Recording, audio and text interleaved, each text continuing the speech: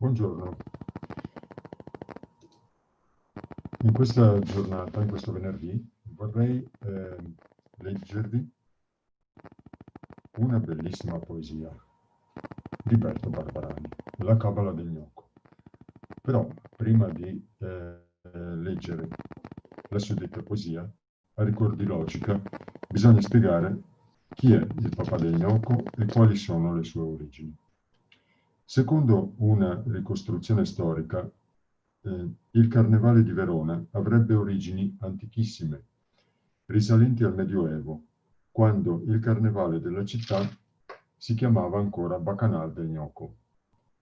La tradizione avrebbe inizio nel testamento di Tommaso da Vico, il quale obbligò gli eredi a distribuire a tutti gli abitanti del quartiere di San Zeno vivande almeno una volta all'anno. In parole povere, il Bacanal del Gnocco era una festa di riconciliazione tra poveri e ricchi, da cui avrebbe preso origine la festa di Carnevale. Come in tutte le altre città italiane, anche Verona ha le proprie maschere ed il papà del gnocco è la principale. Essa è il simbolo del quartiere di San Zeno. Risale al 1531 ed è la maschera più antica d'Italia.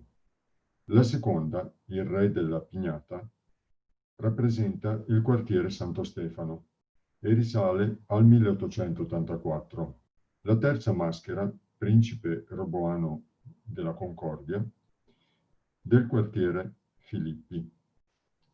Vi sono inoltre alcune maschere, se si può dire minori, che vale la pena ricordare, quali il barone senza tetto di Veronetta, il re Sole di Borgomilano e il re della Stanga della Croce Bianca. Dopo questa piccola introduzione, passiamo adesso alla lettura della poesia di Berto Barbarani. Il baccalà del gnocco.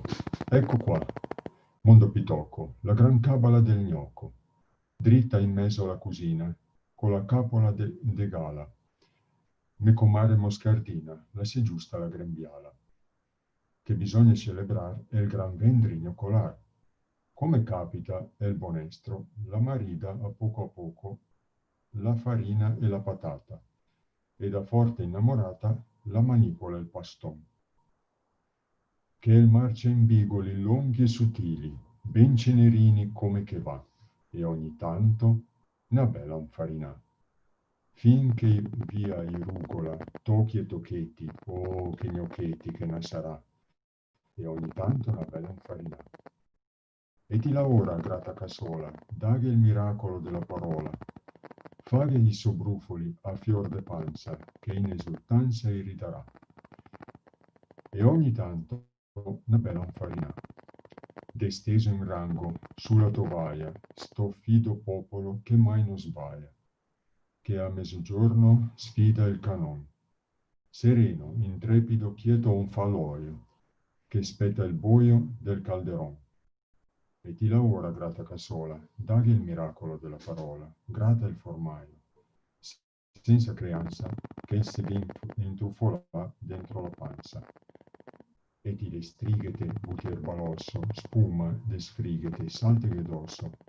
Pronti? E risponde rosso brusà, che el si isolà. Gnocchi, son qua.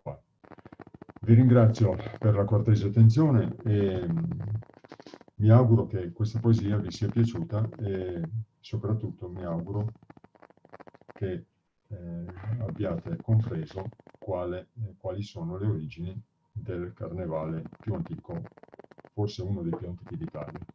Grazie mille, arrivederci.